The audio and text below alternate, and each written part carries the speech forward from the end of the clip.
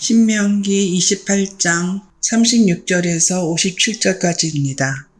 여호와께서 너와 내가 세울 내 임금을 너와 내 조상들이 알지 못하던 나라로 끌어가시리니 내가 거기서 목소고는 만든 다른 신들을 섬길 것이며 여호와께서 너를 끌어가시는 모든 민족 중에서 내가 놀람과 속담과 비방거리가 될 것이다.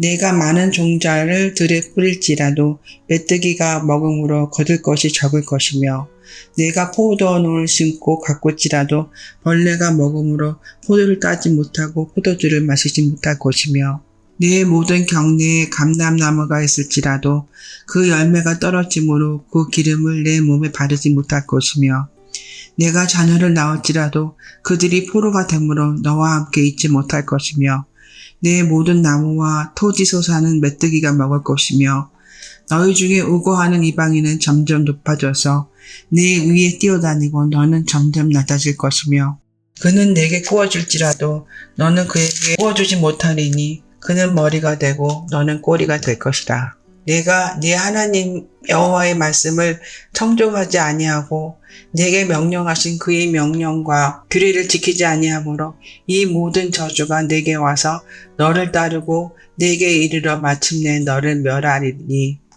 이 모든 저주가 너와 내 자손에게 영원히 있어서 표징과 훈계가 되리라.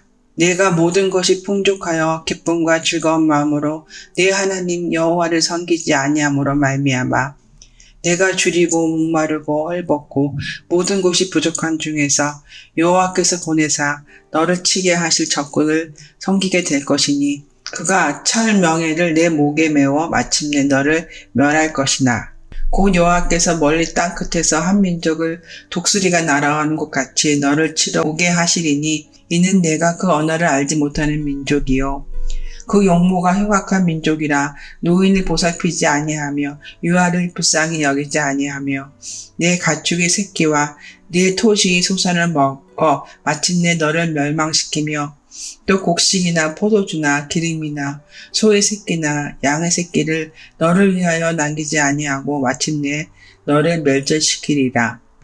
그들이 전국에서 내 모든 성읍을 에워싸고 내가 의뢰하는 높고 견고한 성벽을 다 헐며 내 하나님 여호와께서 내게 주시는 땅의 모든 성읍에서 너를 에워싸리니 내가 적군에게 에워싸이고 맹렬한 공격을 받아 곤란을 당함으로 네 하나님 여호와께서 내게 주신 자녀 곧 내 몸의 소생이 살을 먹을 것이라. 너희 중에 온유하고 연약한 남자까지도 그의 형제와 그의 품의 아내와 그의 남은 자녀를 미운 눈으로 바라보며 자기가 먹는 그 자녀의 살을 그중 누구에게든지 주지 아니하리니 이는 네 적군이 내 모든 성읍을 에워싸고 맹렬히 너를 쳐서 곤란하게 하므로 아무것도 그에게 남음이 없는 까닭 것이며 또 너희 중에 온유하고 연약한 부녀 곧 온유하고 연약하여 자기 발바닥으로 땅을 밟아보지도 아니하던 자라도 자기 품의 남편과 자기 자녀를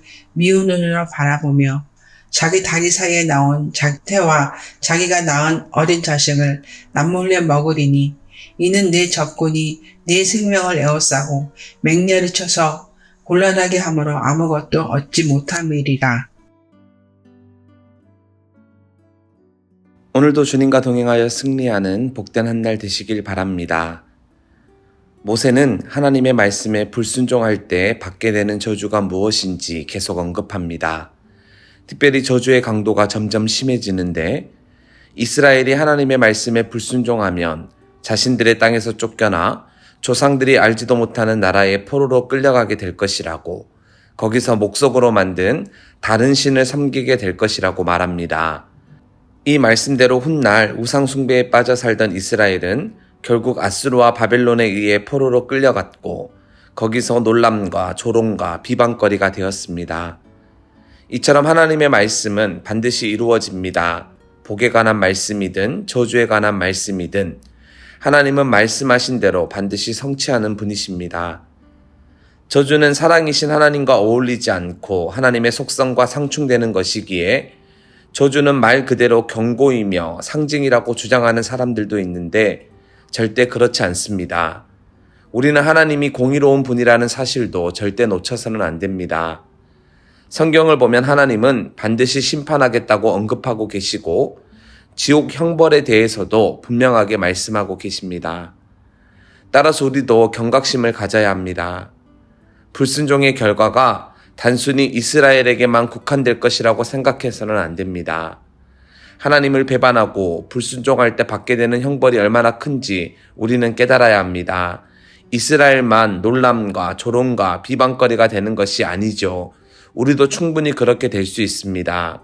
그러니 이 사실을 명심하고 하나님의 말씀을 순종하고 하나님만 섬기는 우리가 되어야 하겠습니다.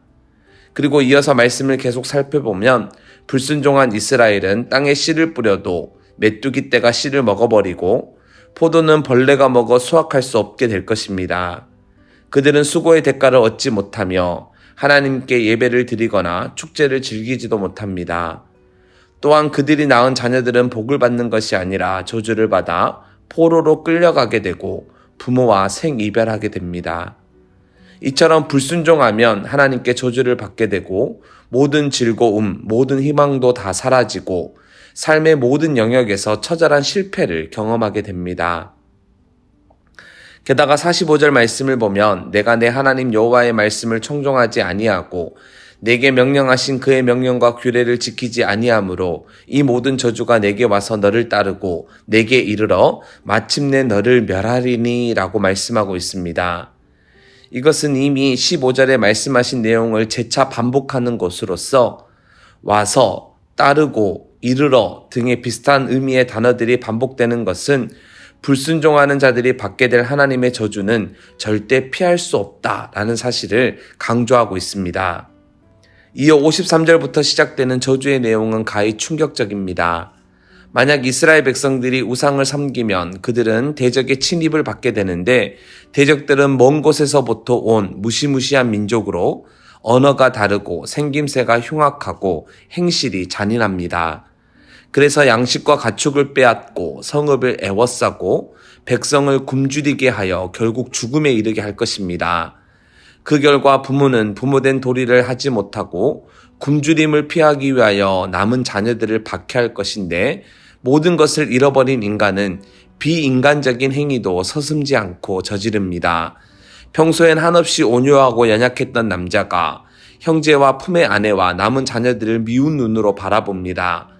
자기 발바닥으로 땅을 밟아본 적 없는 부유한 집안의 여인도 먹을 것이 없어 더 이상 남편과 자녀를 사랑하지 않습니다. 그러다가 결국 이들은 자기가 낳은 어린 자녀를 남몰래 잡아먹는 차마 인간으로서 해서는 안 되는 극악무도한 일까지 저지릅니다. 그러니 여러분, 불순종의 결과가 얼마나 끔찍합니까? 얼마나 참혹합니까? 그런데 이런 하나님의 경고가 실제 이스라엘 역사에서 몇 차례 현실로 나타났습니다. 단순히 경고로 끝난 것이 아니라 실제 이런 끔찍한 일이 현실에서 몇 차례 벌어졌죠. 불순종의 결과로 참혹한 일이 실제로 일어났습니다. 인간의 고귀함은 하나님이 복 주실 때 비로소 가능해집니다. 사람들은 평소 인간의 존엄성을 외치고 인류애를 부르짖지만 극한 상황에 처하면 존엄과 교양 그리고 인격과 품위를 헌신짝처럼 내팽개칩니다. 인간으로서 그 존엄성과 따뜻한 인류애를 회복하려면 마음에 하나님을 모실 때 또 하나님의 명령을 온전히 순종할 때 비로소 가능해집니다. 왜냐하면 인간의 존엄성과 고귀함은 우리 자신에게서 우러나오는 것이 아니라 하나님께로부터 나오는 것이기 때문이죠. 우리는 이 사실을 놓쳐서는 안 됩니다. 이처럼 오늘 기록된 본문은 하나님의 말씀에 불순종할 때 받게 되는 저주에 대해 구체적으로 언급하고 있습니다. 매우 자세하게 말씀하고 있습니다. 이것은 불순종의 결과가 얼마나 끔찍한 것인지, 얼마나 참혹한 것인지 잘 느끼라고, 잘 깨달으라고 저주의 목록들을 상세하게 언급하고 있는 것이죠. 그리고 신명기 28장은 복과 저주의 항목들이 나열되고 있는데 복보다 저주의 항목들이 더 많습니다. 이를 보고 하나님은 복을 주기보다 저주를 더 많이 내리는 분이라고 착각해서는 안 됩니다. 하나님은 이스라엘 백성들이 순종하기를 바라는 마음에 저주의 목록들을 쭉 언급하신 겁니다. 그리고 사실 저주의 항목이 더 많은 이유는 우리가 완악하기 때문이죠. 우리가 잘 듣지 않기 때문입니다. 우리는 한 귀로 듣고 한 귀로 흘리는 못된 습성들이 있습니다. 그래서 하나님은 다소 강하게, 다소 거칠게 지금 말씀하고 계신 겁니다. 우리가 불순종하지 않기를 바라면서 강력하게 경고하고 계시는 것이죠.